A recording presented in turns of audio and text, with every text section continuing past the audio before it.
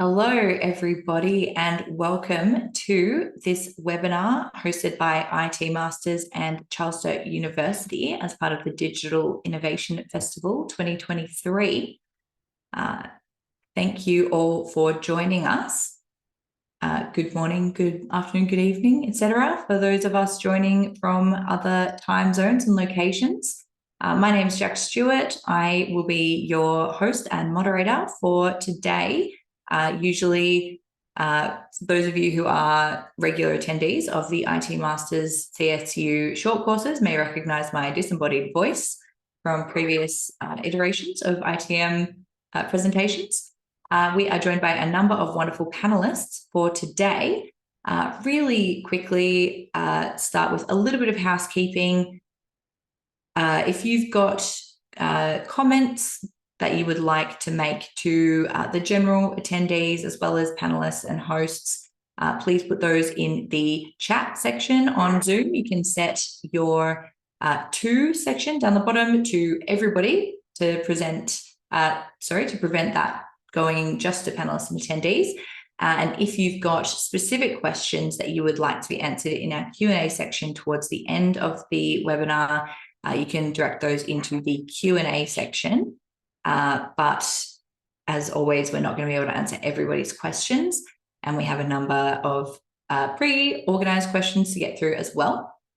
So before we begin the content of the webinar, we'd like to acknowledge that we are coming to you today from the lands of the Wurundjeri and Bunurong people of the Kulin Nation, as well as the Biripi people, and we acknowledge their unceded and ongoing sovereignty, and pay respects to their elders and ancestors, and their connections continue to lands, waters, and culture. So welcome once again to this panel on AI and the future of work. IT Masters and CSU are presenting as part of the Digital Innovation Festival. So IT Masters provides high-level industry training in conjunction with the postgraduate IT degrees at Sturt University, such as cloud computing and virtualization, cybersecurity, networking and systems administration, as well as a number of others. We will be providing a little bit of information and links to our courses and short courses, which are free and available online. Those links will be popped in the chat throughout the webinar's duration. So the reason that we are here today doing this particular panel rather than our usual short course webinar format is basically that in our recent short course that we conducted on practical AI for non-coders, hosted by Luca, who is one of our wonderful panelists for today, there were simply too many fantastic questions and opportunities for discussion for us to possibly fit in the time that was allocated. So we are having a more free-flowing panel discussion rather than the one-way delivery of information that is usual for our short course webinars. We are also joined by Kit and Shane from IT Masters, and I thank them very much for organising this panel for today, as well as making sure that everything runs smoothly on the back end. So thank you, Kit and Shane. So our panelists for today, we are joined firstly by the wonderful Dr. Anwaar Ul-Haq, so Senior Lecturer and Deputy Leader in the Machine Vision and Digital Health Research faculty at Sturt University. He has a Ph.D. in AI from Monash University, as well as a professional certificate in machine learning and AI from MIT.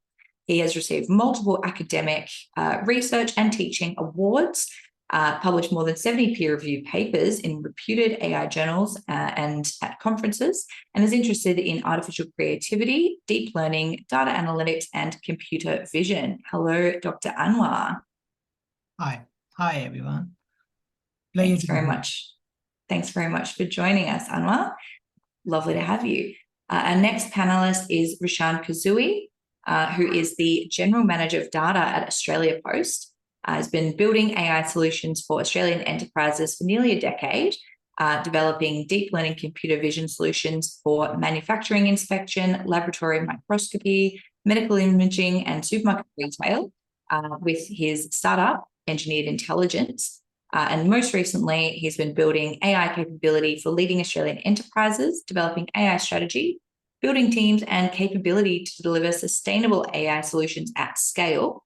Currently, he is leading Australia Post's enterprise data function and focusing on delivering business data transformation, enabling the next generation of digital capability for Australia Post's team members and customers. Thank you very much, Rashan. Hey, great to be here. Really excited for the conversation. Thanks very much. We are as well. Our next panelist is Athan Mullane, who is the founder of Sedana Labs and a pioneer in machine learning agencies in Brisbane and Melbourne. Athan focuses on building performant, fault-tolerant machine learning systems for industries that span life sciences, biotech, ecology, and finance. He's written a thesis in representation learning for cancer genomics, collaborating with the Queensland Institute of Medical Research and Google Genomics. He focuses on neural representations to support applications requiring custom spatial, temporal, and topological relationships. And this is what led to the formation of Sedana Labs. Welcome, Athan. Hi all, pleasure to be here. Look forward to it. Thanks very much, Athan. And finally, we have Luca Ewington-Pitsos, who is an NLP engineer at Davidson. So Luke is a self-taught programmer who began his tech career by beginning several award-winning startups in machine learning competitions. He works as a freelance machine learning consultant, is currently seconded to cutting-edge NLP proof of concept at Davidson on an ongoing basis. He also helps run a very active, the most active AI and ML society in Oceania, as well as having a YouTube channel in which he simplifies complex AI topics for a wide audience. And those of you who were participants in the recent AI for non-coders short course may recognize him as our wonderful mentor for that. Welcome, Luca. Hey guys. Hi, everybody. And unfortunately, our other panelist who was scheduled for today, Dr. Jason Howarth, is unfortunately no longer able to attend our panel, but we are definitely keen to have him involved in a future installment. So thank you very much to all of our wonderful panelists. We are recording this panel and it will be uploaded to our YouTube channel within 24 hours, along with all of our existing webinars, short courses, and other content. So we have a number of questions for the panel to discuss, which we've pre-ordained in response to some of the questions and themes of the questions that we received in the recent, in our recent short course.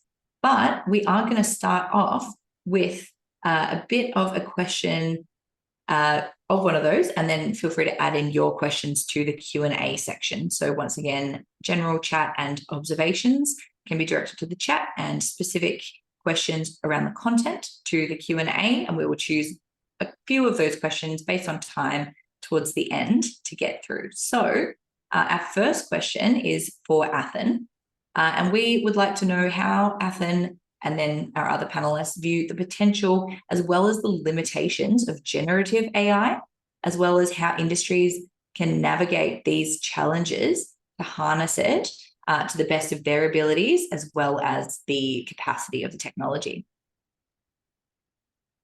Yeah, I think it's a great question. Thanks, Jack.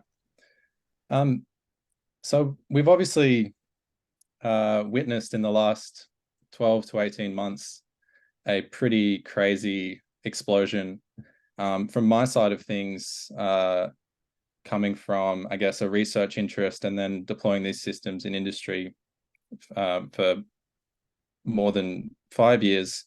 This felt like a relatively obscure field, but I think I know, at least in my LinkedIn feed, a lot of you guys are probably on LinkedIn, it's just everything is dominated by ideas around generative AI, ChatGPT, prior to that, GPT-3, even GPT-2, there was some hype growing, but it was like, I was hearing from, I think, I don't know, once you, it's kind of like Bitcoin. Once you start hearing from your parents or your grandparents, you know that, you know, we've really gone mainstream. I think there are a lot of challenges and limitations still to go. I think that a lot of money and resources have been poured into this. OpenAI's sitting on ridiculous, like crazy valuations. Everyone's just racing to, you know, pour money into this, and it's the new boom in Silicon Valley. But I think there are a number of things that are risky. As a generative technique, I would claim that any generative system can't really properly be verified, because if you're asking it to do something creative, you don't know what it's going to come up with. And so there are certain applications where that works great, where you might want to simulate the expression and the creativity of you know, the wonderful human mind. But there are a number of other applications where having that unbounded output is really just, it's not a situation you want in a mission critical system. And we've seen this with self-driving cars in the last, you know, this has been promised, it's 3 years out. Elon Musk has been promising it's 3 years out for the last 6 years, whatever. And there's still this long tail, these edge cases, because you don't know what you're going to see. I'm actually more in favor of something that underpins generative AI, which is called foundation models. This was another big innovation in the last 2 years, was taking these classical ML models for image, for language, for representing information in our world, visual information, speech information, perceptual information, in a way that computers can think about it and work with it. But I'm actually in favor of discriminative AI as opposed to generative AI. I think generative AI has great value in the techniques that we've seen, but I think for deployment in industry, for understanding the multitudes of complex data, I think that's a job that humans actually aren't that great at. And my interest is in healthcare. I've built a few different solutions in healthcare, and one of the examples is you might have your entire medical record, you might have your radiographic information, you might have biomarkers, you might have DNA information. All of that pertains to you, but it also pertains to how you're different to the population. And there's no individual who can comprehend all of that stuff and make a useful decision or discriminative thing for you. And this is, doctors spend 20 years developing that wisdom, but I would claim that this is a perfect use case for AI systems. And obviously that's another mission critical use case where we don't want to get it wrong, but it's a situation where flagging someone early for a cancer, we've seen this, there's a few startups in Australia that have had goes at this, and it's we're actually seeing lives being saved, flagging prostate cancer early, things like that. So that's where I would like to see more effort put. I don't know how we're going in terms of whether that's 5 minutes, but that's some thoughts. Fantastic. I know that Rashan has a lot of feelings about the capabilities and limitations of generative AI. Do you have any response or anything to add to that? Gosh, you know, I do experience the same thing. It's the one thing everybody wants to speak about, which also similarly took me by surprise. I think there's so much value in these traditional machine learning models and methods that we have that we still haven't exploited. AI has really just captured the hype, whereas I actually think similarly, there's so much value here in these other kind of solutions and tools. I do think, though, that Gen AI isn't necessarily going to go away. And I do think that some of the supporting underlying tools within NLP actually are great and do have a lot of value, and there are some advances happening there. So when I think about language interfaces and sentiment analysis and these other kinds of tools, they've existed for a while. I see those advances being meaningful, and I think that we might see a lot of Gen AI that's actually just sentiment analysis and a bit more of this kind of traditional stuff under the hood. Great. Do any other panelists have anything to add on that?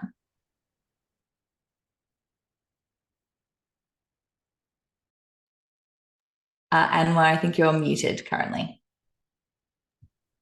Sorry about that. Yeah. Can you hear me now?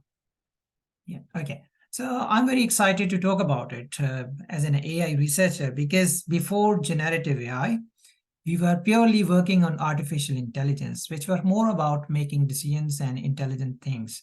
But with the generative system, we entered into an additional capability, which is called artificial creativity. So the creativity is something which was always, we always wanted to say, okay, the humans are really good in creativity, and machine won't be able to create new things. So before the generative AI, pretty much we were focused on intelligence side, decision making, expert systems, and that kind of thing. But with the help of generative AI, now we think the machine can also generate something cool. They can also generate something out of nothing. For example, if you look at the cool idea of GANs and diffusion systems, so they start with noise, they start with random data, and then create something. Yes, we can give them, like we train them, but the outcome which is coming up is really cool and nice. At the moment, I think what we can see, it's only single model or sometime very limited multimodal. For example, it use text, it use images at the moment, but I think when it will become purely multimodal, just like human creativity, we have different sensors and all sensors are working together to help us create something innovative. So I think then it will become really cool, and I think that's where the advancement is going. In terms of limitation, I would say as the human creativity has no limitations. So I'm pretty optimistic, like the machine creativity and the generative AI will also have no limitation, and new things will start coming in next few days. Yeah, thank you. Thanks, Anwar. That is, I think, a really good opportunity to move on to our next question, which is about ethical guidelines for integrating AI. So I'd like to direct this actually back to you, Anwar. What sort of ethical guidelines do you think there should be for companies integrating AI? Things like quotas for human inclusion, or is there anything else in particular that stands out to you? Thank you very much. As you know, like when, as a human, whenever the technology comes, most of the time, the technology is for the benefits of humanity. Similar to this, we have developed a new technology called AI, and we also see it should be working for the benefits of humanity. And that's why here comes the question of ethics. We are, compared to other technologies, we are a little bit more scared about AI, because all the technology we have developed in the past, they were not intelligent. So they even touched those capabilities which we are really proud as a human. So we human are really proud, like we are intelligent compared to every other creature.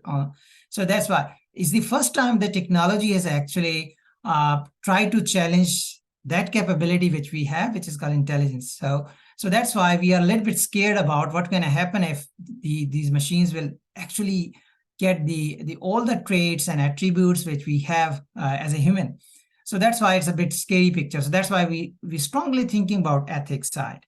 And I think that's one aspect which should be natural. But on the other hand side, whether we should think about the guidelines, yes, because when technology will be used, it will be used for our benefits within the society. So that's why we need to have some norms, some guidelines to use it. Okay. So many of the societies around the world, after first of all, we all were thinking the AI is just a fiction, but because of the advancement in the last 10 years, now we can see it's no more a fiction, it's actually in practice. Okay, so now we can see the real use of AI, and that's why now everyone is thinking about AI and bringing responsible AI, ethical AI, ethics of AI, guideline principles, like transparency, privacy by design. These are some of the themes which are emerging.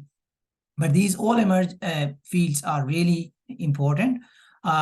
Many countries are thinking separately, but they also collaborating around it. For example, Australia is one of those countries which came up the very first in 2009. We came up with a AI ethical framework, which has like 8 principles about ethics, how to use AI and integrate them into.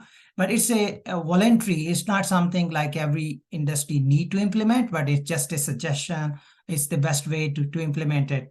And recently, the Human Rights Commission Australia, last month, they have come up with a recommendation that we should have AI commissioner, like who should be and give a recommendation to the government, like the ethics should be part of the legislation process, like how that should be implemented in our system. And Okay. Sorry, I'm just going to wrap that for time at the moment. It is a super, super interesting point, and I am really keen to hear what any of our other panelists have to say about this. Luca, I feel like you potentially have some burning points, or are you just wiggly? On this particular topic, I feel like everything has been covered better than I can cover it. So okay, misinterpreted your body language there. Any other panelists? Rashan? Yeah, the way that I think about it, that might be a little bit different to how Anwaar understands it.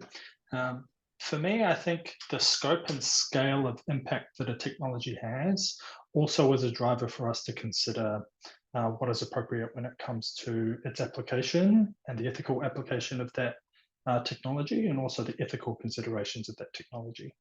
And I think all technologies are just tools for human use. And so part of what I hear when people talk about how are we using AI, they're not really talking about AI, but what they're expressing is potential fear about humanity and how we as humans may choose to apply this technology. It's up to us to determine if we want to apply this technology for good or for supposed bad. And I think when people express concerns, what they're saying is they don't necessarily feel like they have the tools or the capability to engage and influence the way in which this technology is being applied or can be applied within society. I think it's going to be a tool for tremendous good. But even if it is a tool for tremendous good, think about a cure for cancer. If that's controlled by only a few limited people and the benefits of that tremendous good are not shared with everybody, then I'll be pissed off. I'll be concerned about how this technology is being used and why it isn't being shared. So I think there's those factors that are also important. And I really want to encourage and engage people to get involved in this and develop the tools to be able to influence it, to make sure that our choice to use and leverage this technology is done in a way that benefits all of us.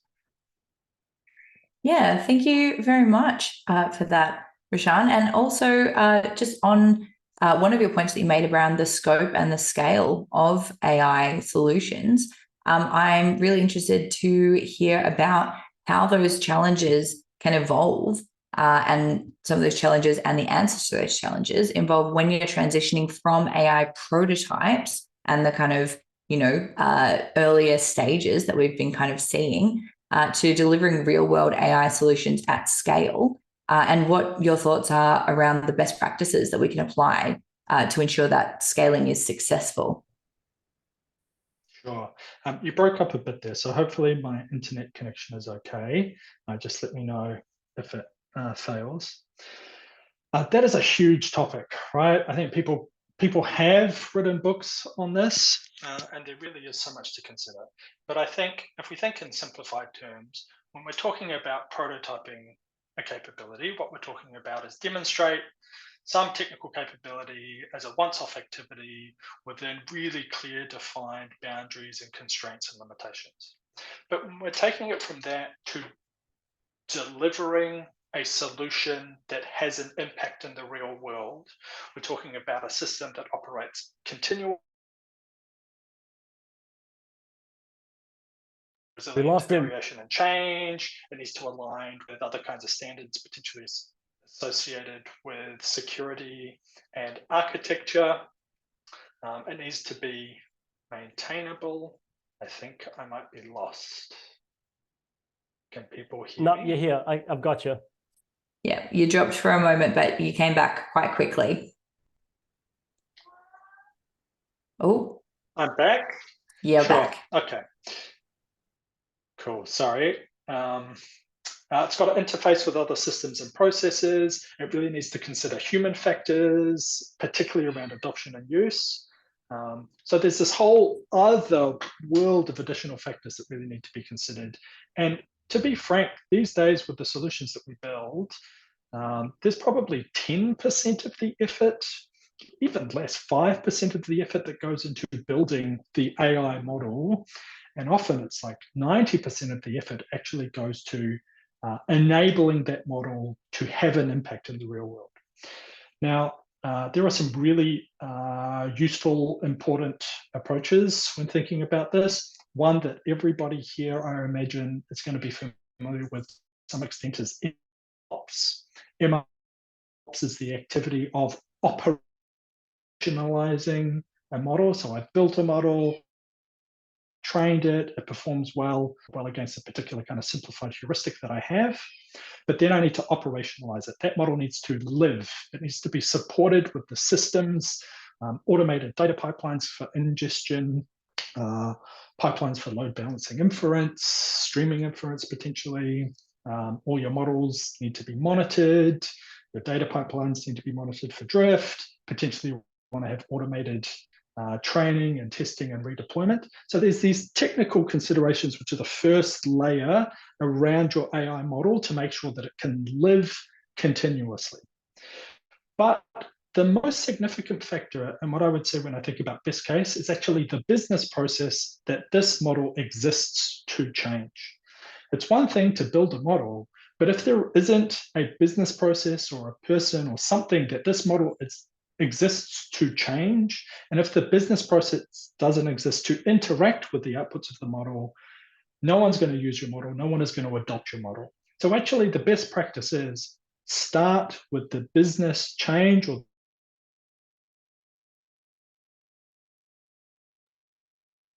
Oh no, Rishan, I think we may have lost you. I hope that we... And then, yep. distantly, the AI model is just an enabler to that change. But actually, the solution needs to be driven from the front, from the business use case. Don't ever start with the technology. That's my one big, big message. Don't start with the tech. Start with the process that you're looking to change. Great. Thank you very much, Rishan. I hope that we missed only the most minor moments in that. I think I understood it. So that should be all good. And we're going to move on just to another question now. And that question is for Luca. Luca has informed us that approximately 85% of all machine learning projects, in fact, fail. So I'm interested to know what that means for the future of project management with a rate like that. Yeah, it's bad. Like, I don't know, if you went to a store and just before you go to the store to buy an apple, you were told that 85% of the apples, they make you sick, then that's like quite concerning. And I feel like there's a lot of talk about all the fancy capabilities of AI. There's a lot of discourse around it, but we're definitely pretty far off from being able to actually implement things with AI well.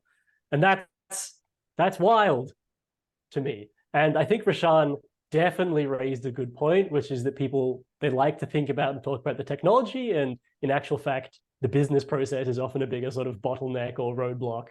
I think that's kind of what Rishan was saying. I definitely very much agree. I wish I knew more about why exactly data science projects fail so often.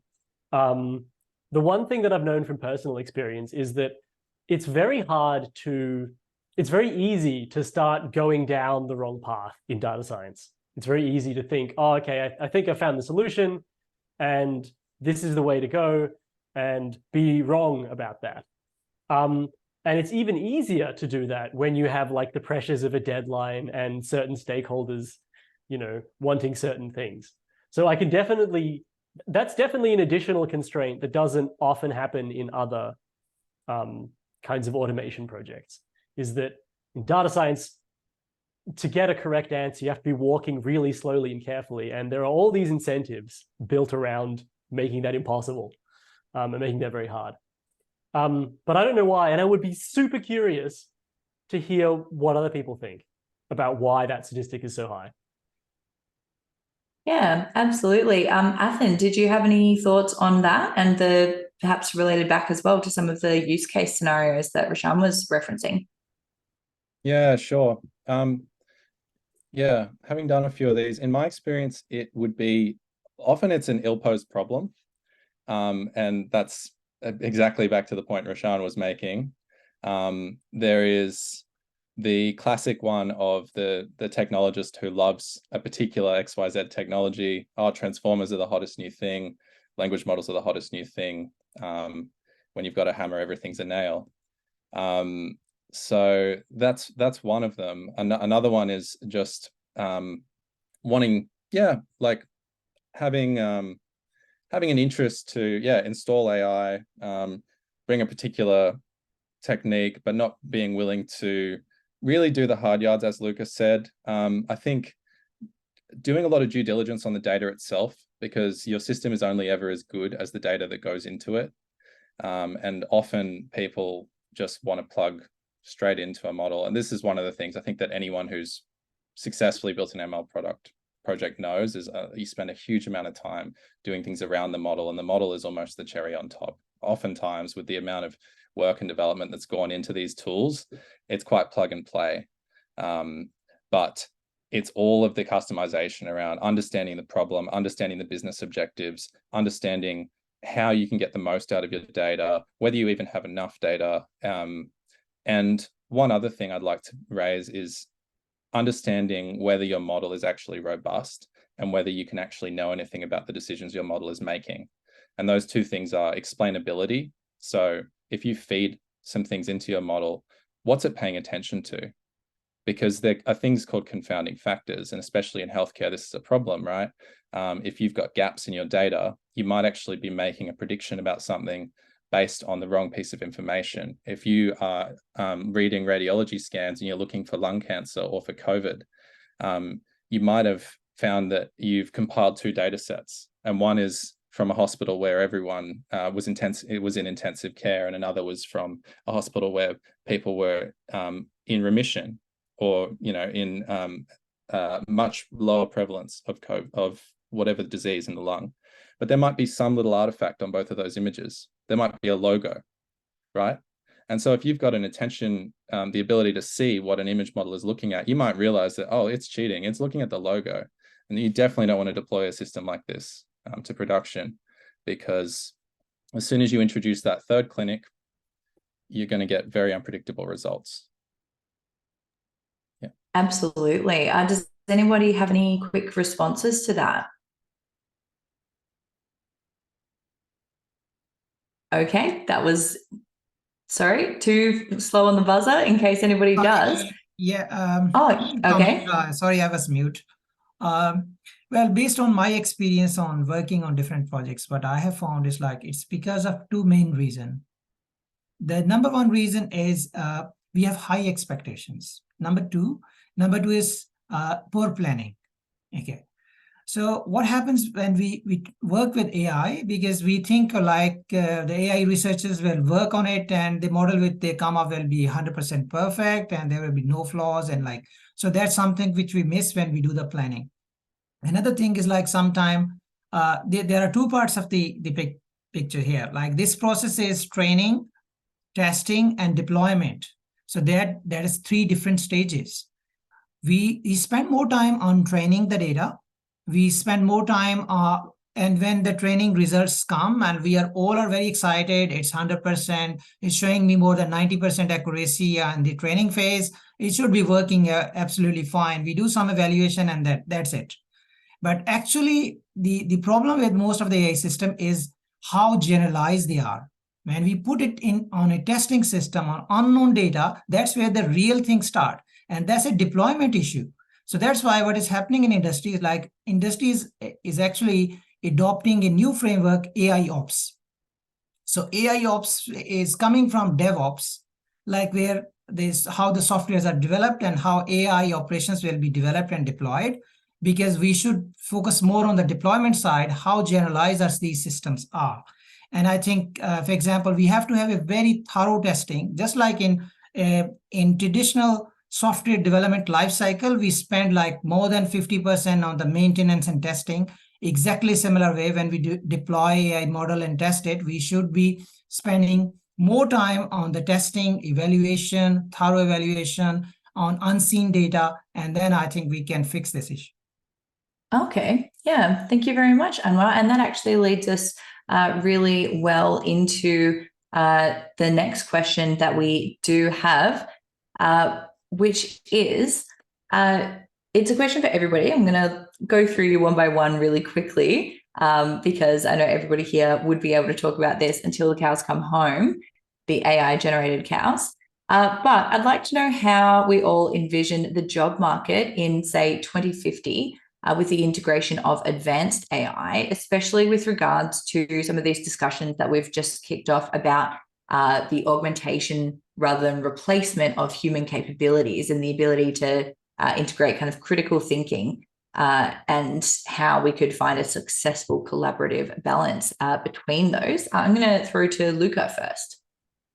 In 50 years, no programmers. I'm going to say it. Not a single programmer. No programmers anymore. Luca, 2050 is not 50 years away. Ah, okay. It is. 2050. It is. Yeah, it's 27 years away. No, I'm still standing by it. No programmers. You just sit there and you say, I'd like this. And then the computer writes it for you. Yeah. You don't even speak. You put one of those helmets on and then you just envisage what you want. And that way you can express your, that's my take. No programmers. We're getting the axe. Get out while you can. Don't learn computer science. Learn something else. Interpret. Okay. All right. Well, I think personally, as an employee of IT Masters, that you should probably learn computer science, but I'm interested to hear what Athen has to say on the topic. Yeah, there probably won't be too many programmers. You'll probably just, like Lucas said, but then there'll still be a need for system architects. There'll still be a need for people with ideas who want to create things that don't exist. If something exists already, then sure, these systems, they're basically just search engines. They're basically just going to look up and mix together a bunch of ideas that are out there in the world. But I think we have a unique privilege still in that we have agency, and we have things that drive us in the world to create anew. And every one of us, I think, is quite individual and different in that regard. And so I think we all bring something that a system that's just trained on human data that's already happened can't bring.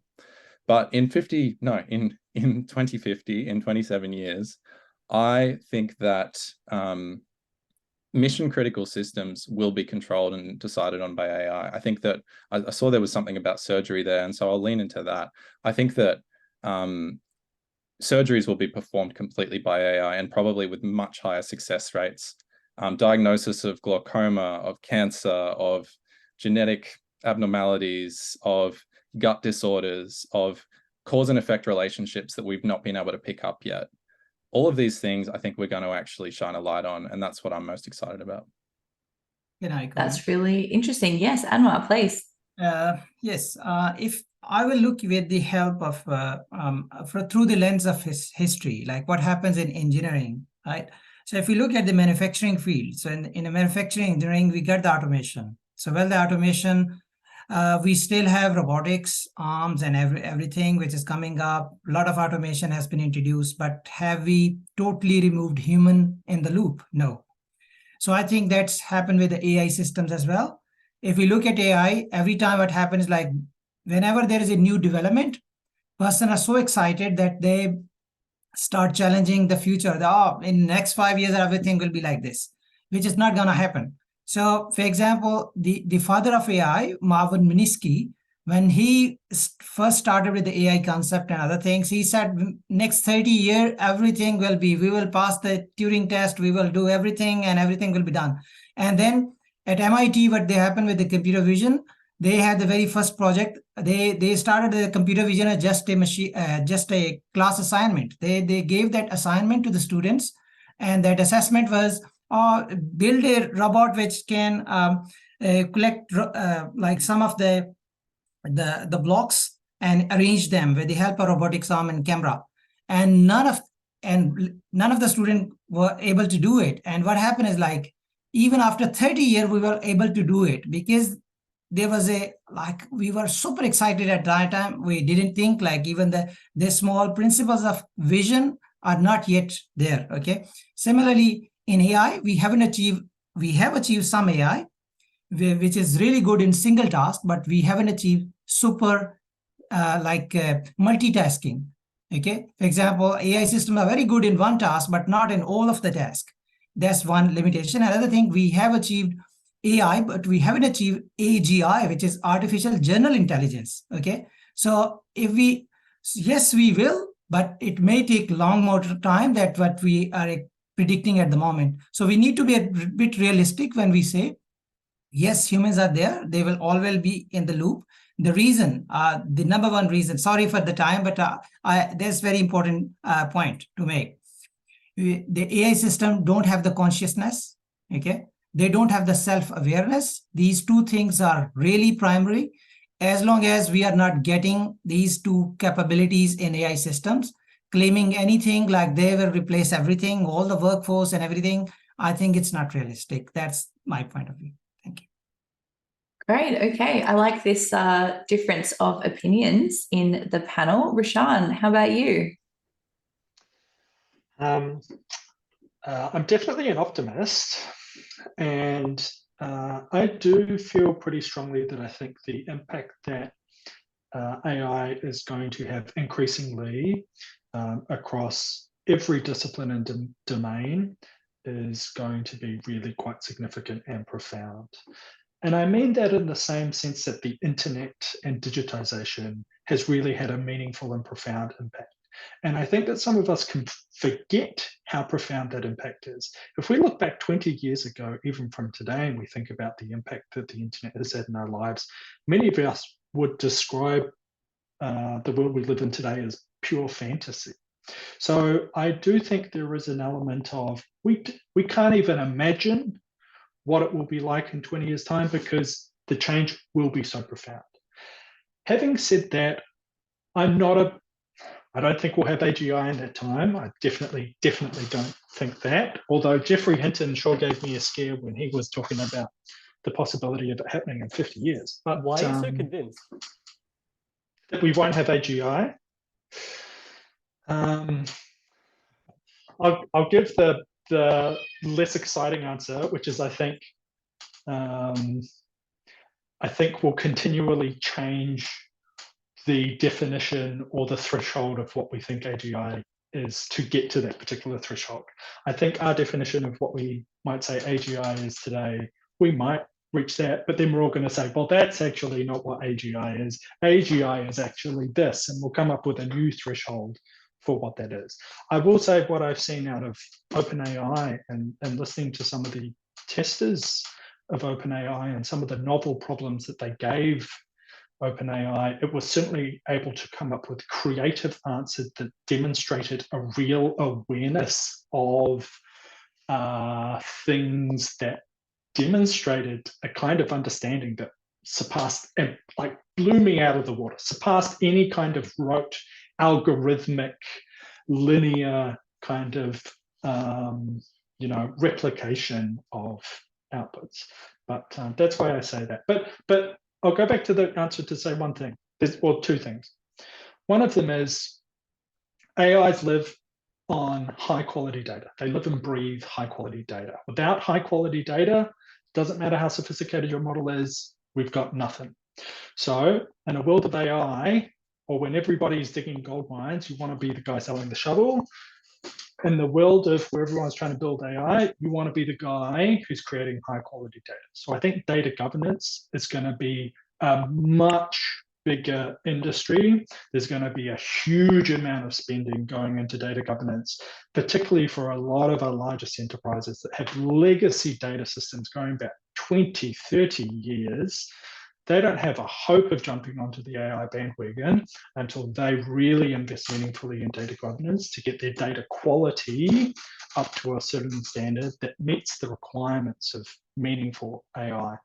The other thing that I would say, where AI does live and breathe data and where it is going to pop up everywhere. That means we're going to see an even faster acceleration of the digitization of everything. If you need to be digitized, the data, the systems, the processes, the things that we interact with need to be digitized in order for AI to meaningfully interact or influence them.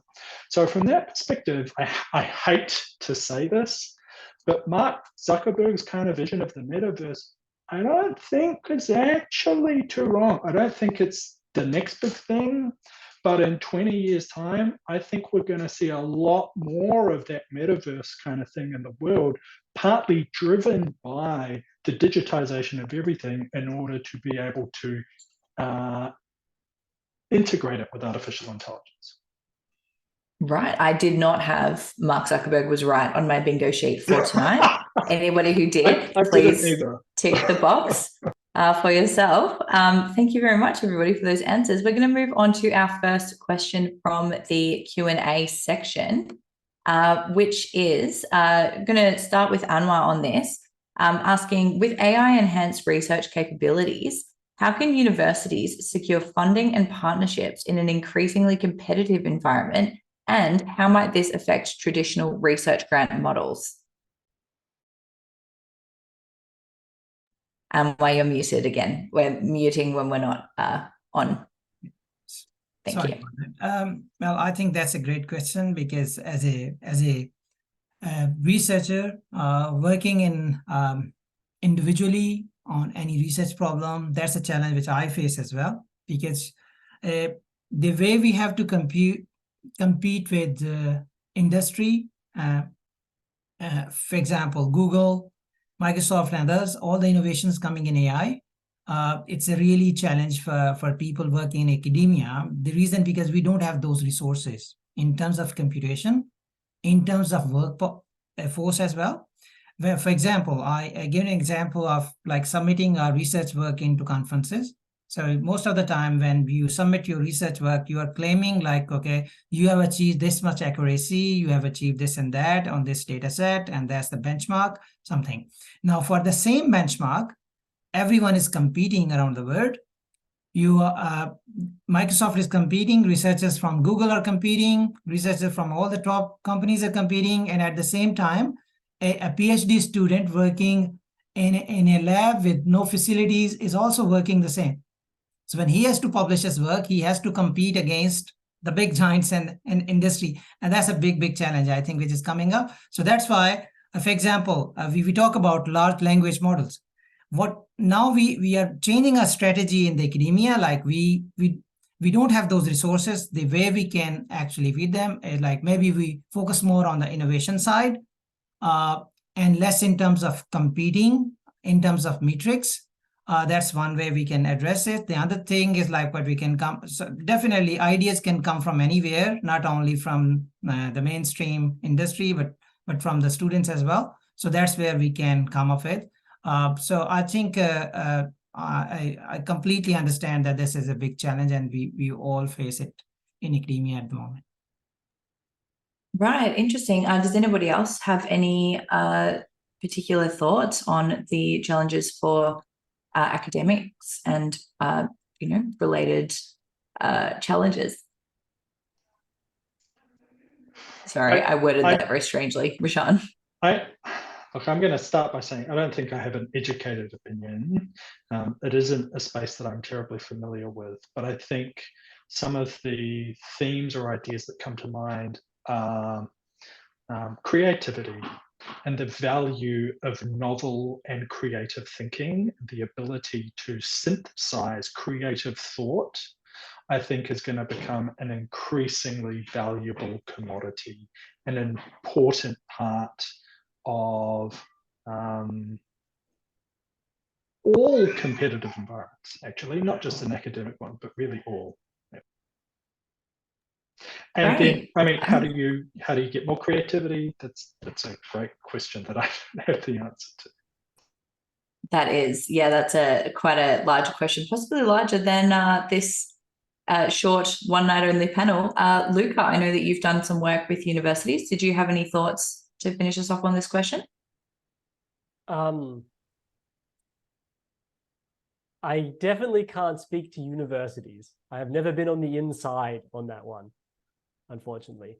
I do know that there's always an expectation when you do sort of a smaller project that you're going to achieve the kind of results that very large companies can achieve. You know, someone has seen OpenAI and they're like, oh, I want some of that. Here's $5,000.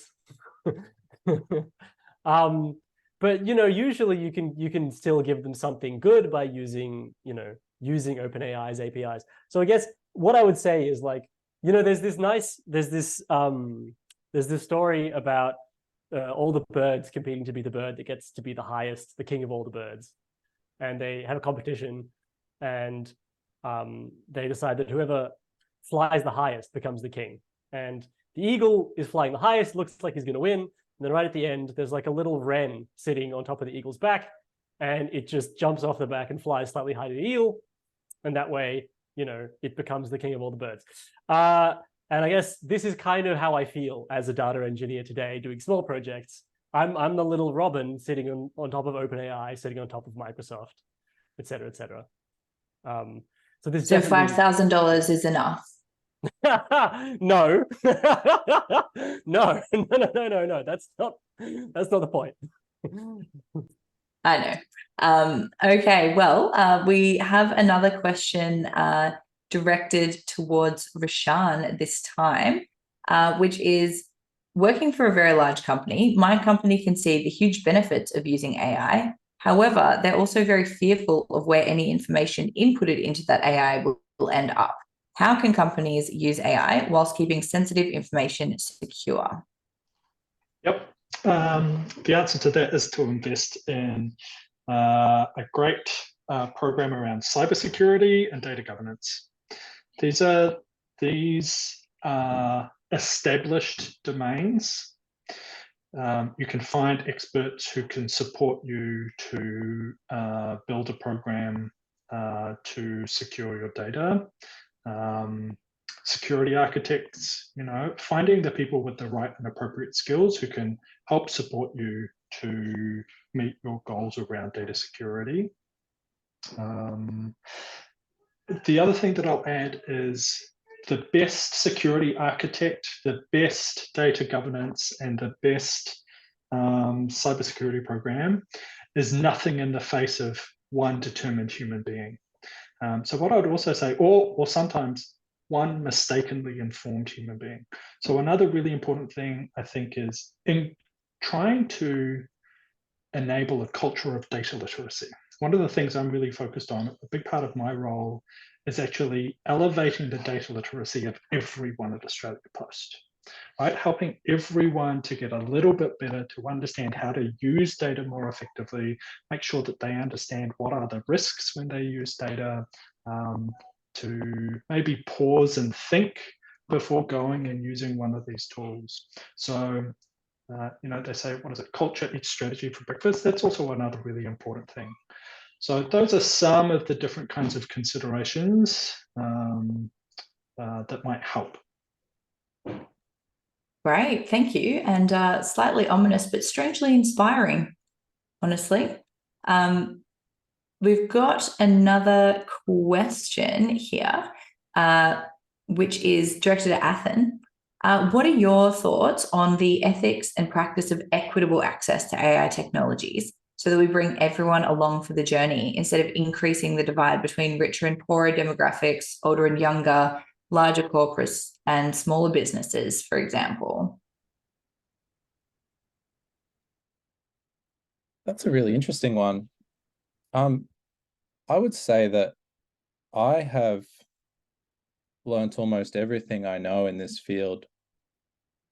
Well, one from open resources in terms of textbooks and things, but also mostly in terms of the open source community. And I think I assume all of our panelists can agree there. Almost everything that we work with is building on the shoulders of giants. And the giants, sometimes it's the 4 maintainers of scikit-learn who So that's like a library that almost every ML engineer is going to use. There's 4 people keep this thing going with a very limited funding. And then billions and billions of dollars of corporate investment and resources, revenue comes off the back of these tools that are built for everybody. And so I think this is one of the marvels of the modern world. I think the way we got in the last 20 years to the internet and this incredible technological change from there to now, a lot of that was also off the back of open source technology, open source programming. And I think we should see more and more of that as time goes on. That's not only going to look like sharing of code, it's probably going to look like sharing of models that are more and more general and more extensible, easier to train with limited data, and hosted in a way that you can access them, because they're often very large. They require large amounts of compute. If you do want to just give something a try, Hugging Face, I think, is a really cool initiative. That's a company that takes huge models, hosts them for you, and you can test things.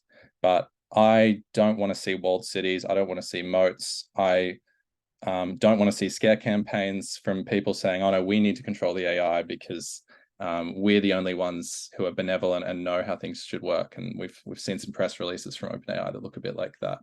But they're actually, what they're scared of is an artificial moat being knocked down, because there is no moat here.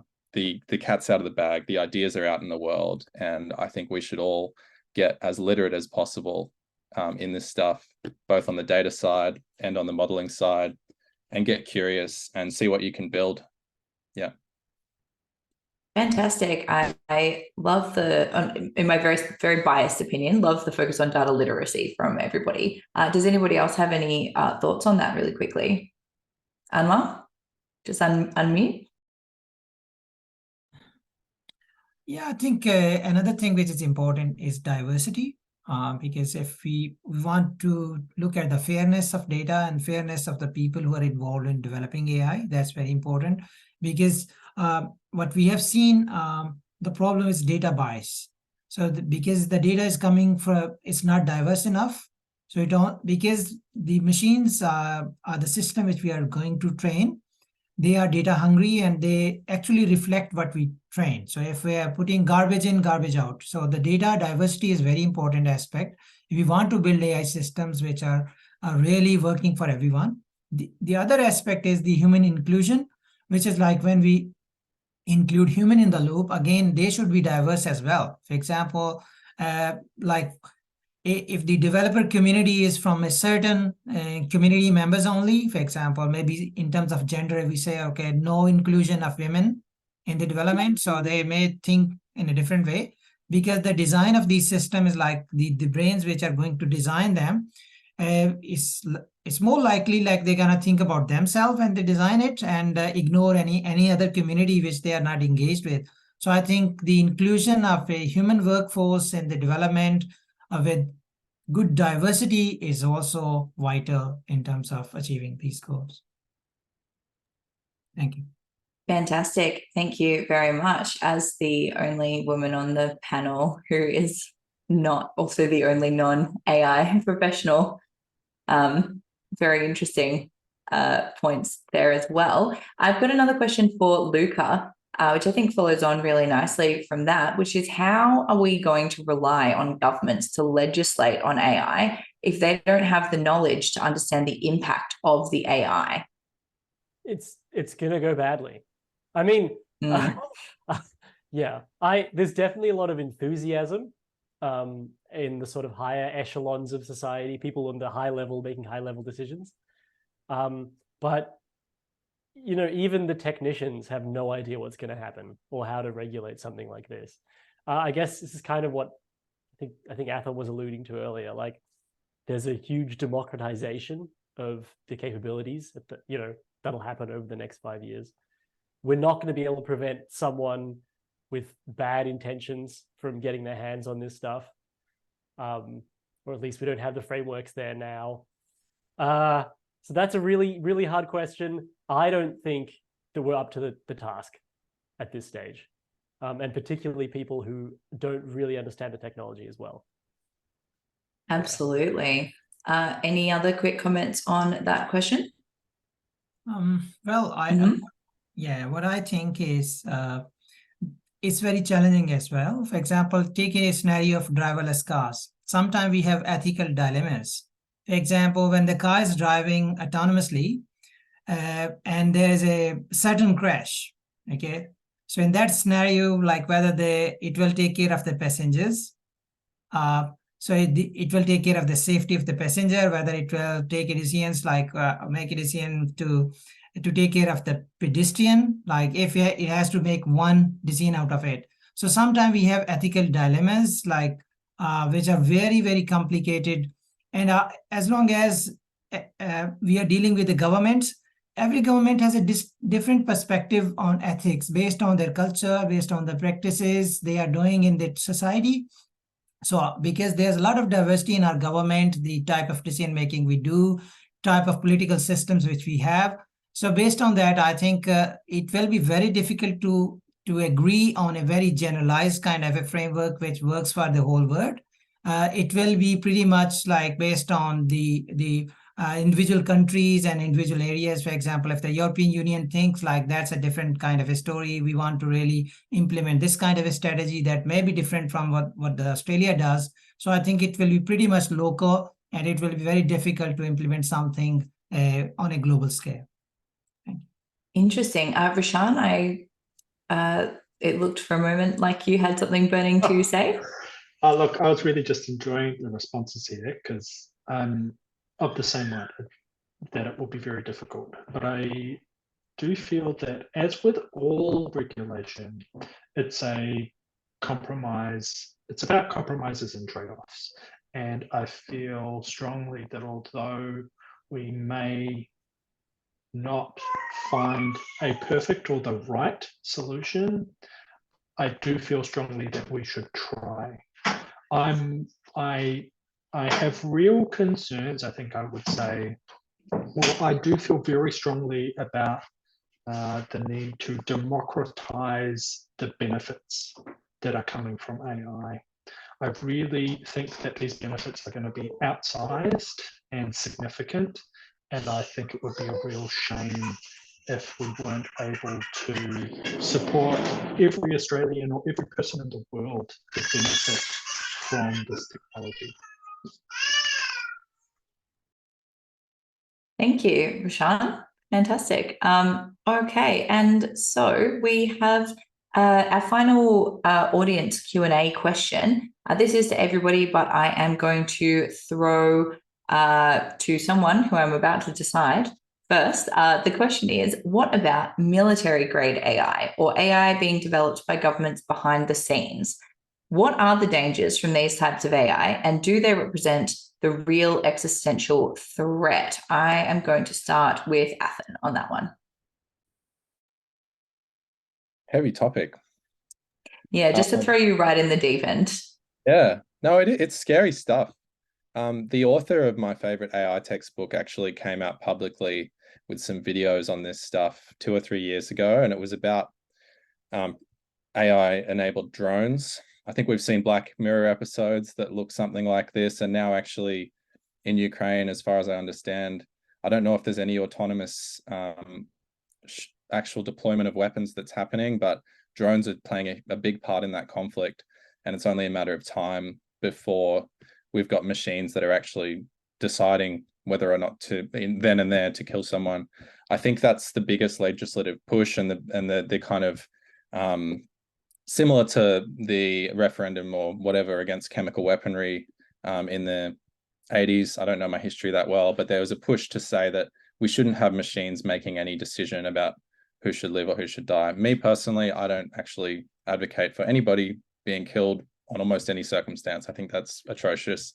That's my personal philosophy. But in terms of, you know, the world that we live in and the need for not the need, but the situation of conflict, the one other thing I'd say is that we actually already have systems since the Cold War that could obliterate us. And we would need to do a lot more building and engineering to get to an AI system that could go anywhere near a nuclear warhead.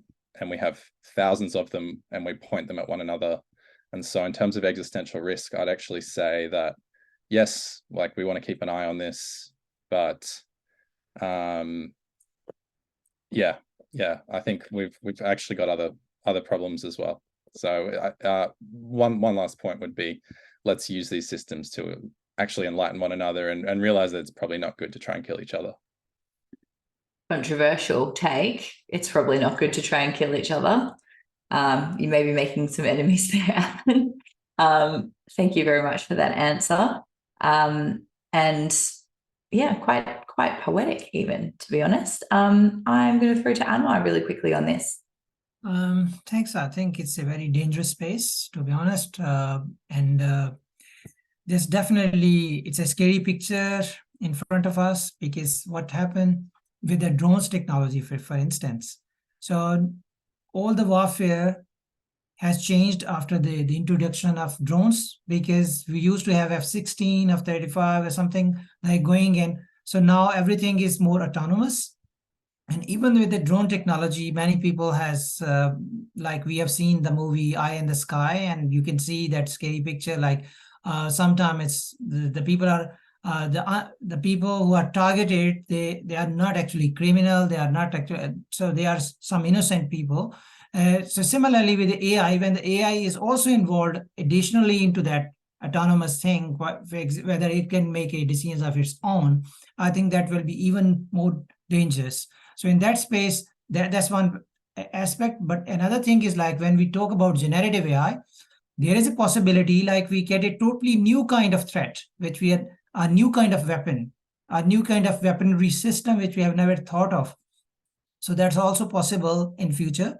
And that's a real threat for humanity. Maybe something comes up which is totally like something unthinkable. And for example, we are talking about autonomous robots. And what if they themselves take control of themselves and they are not no more in our control? So that will be another kind of scary picture. So I think that there's something where we need to put more regulations in so that we can have a safe future ahead for humanity. Absolutely. Rashan? Yeah, I really or like Luca looks like he's desperate to say something. I can't be the last person. I can't be the last person to talk about this. There's no way. Look, I'll be so quick. I'm sorry, Luca. You are. No, you take destined. it. I'm step gonna out let for you you. have I'm gonna let you have one final little say on something that's not military AI. Don't worry. I really like Anwar's point, which I understood to say it's not just military, but also policing, right? And in fact, any use of AI where it may be making decisions that have a significant lasting impact in people's lives, where they don't have the ability to kind of like a right of reply, right? When we think about ethical AI, we think about the right of reply. So any use of AI in that space, I think, is something that we should be concerned about, and we should be very careful and diligent about the use of AI in those spaces. Military is one example, but more meaningful to me, and one that's perhaps more present in all of our lives, is policing. It's another example that I would give. And I think what I really want to emphasize is we get to influence how AI is used. And if you have a strong feeling about this, if you don't, I would say you should have a strong feeling about it. But if you do have a strong feeling about it, make your voice heard.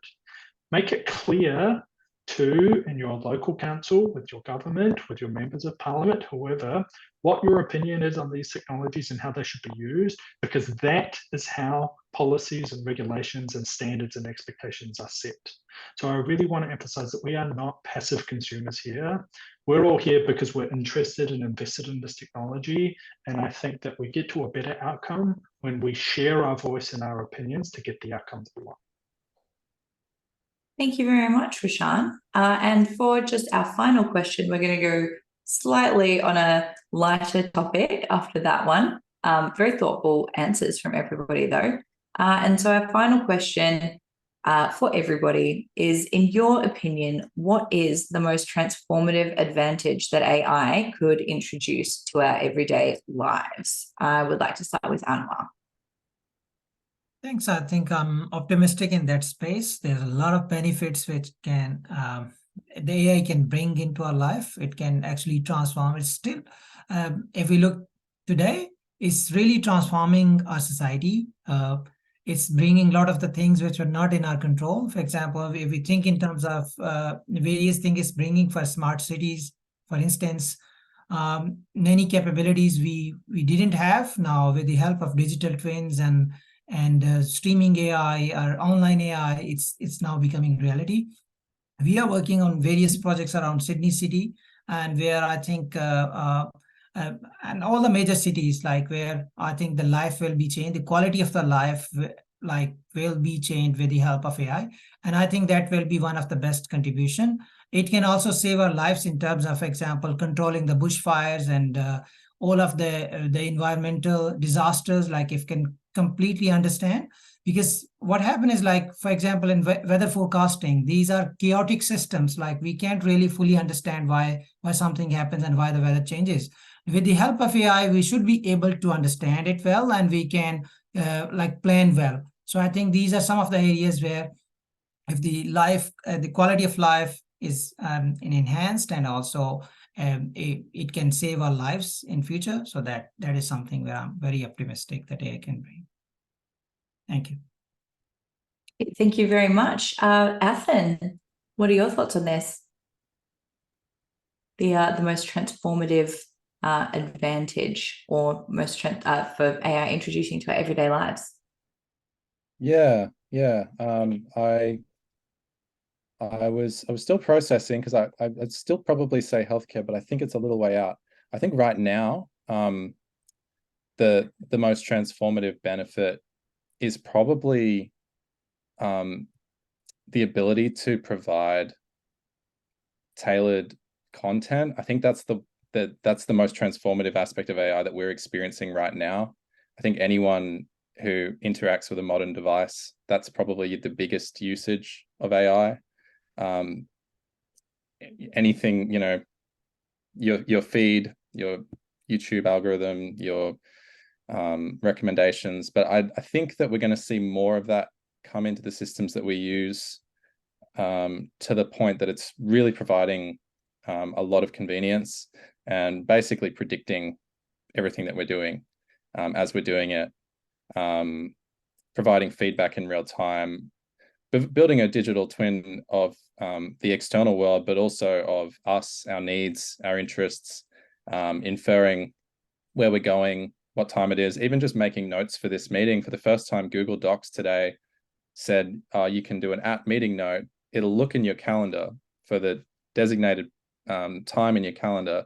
It'll create a meeting note draft with everyone who's attending the meeting. And pretty soon I would suggest it'll be able to provide me some suggested minutes. And so back to maybe a pro in support of generative AI, here's a use case that's really supporting me in my day-to-day.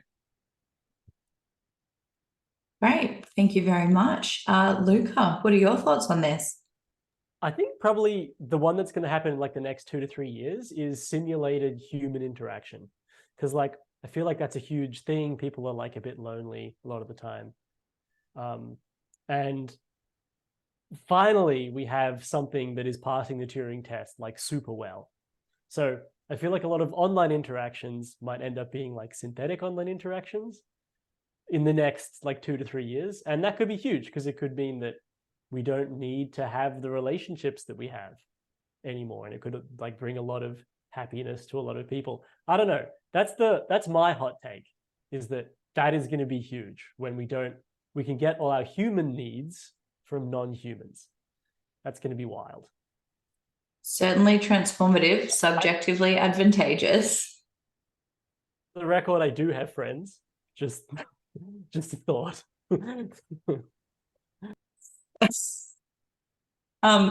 Thank you, Luca. Rashan, finally, what are your thoughts on this? What's the time frame? Is it 2 to 3 years? Transformational impact? I think you can go where you would like with the time frame. Look, I am actually going to go healthcare. Sorry, Athan. I'm really still impressed and still coming to terms with AlphaFold 2 and what that means for healthcare and medicine and the curing of diseases. The ability to leverage AI to lower the cost of healthcare, to make it more accessible to a wider group of people who need it, I think is going to be profound. But then the healthcare, I mean, the most complex system that I can think of is the human body, right?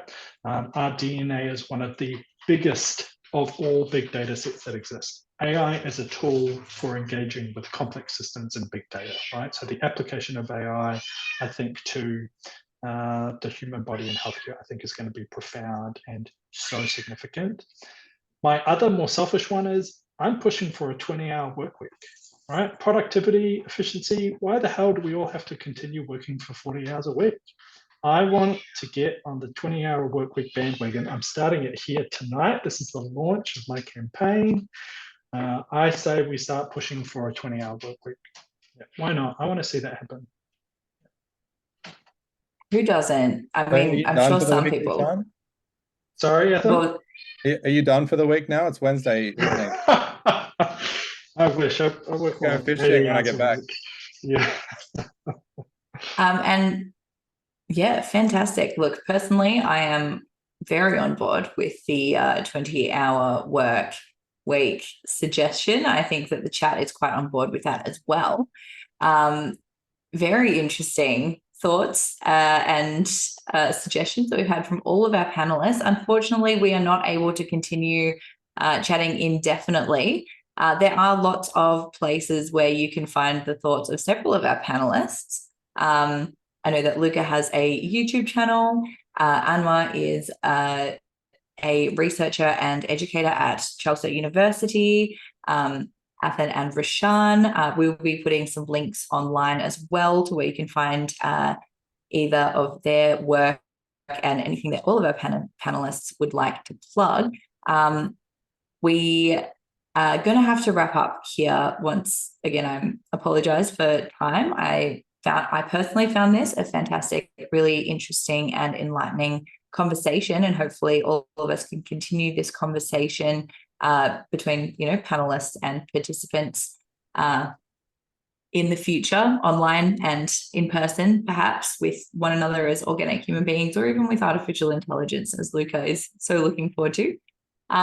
Thanks once again, everybody, for coming along. Just to reiterate, this panel was presented by IT Masters and Sturt University as part of the Digital Innovation Festival.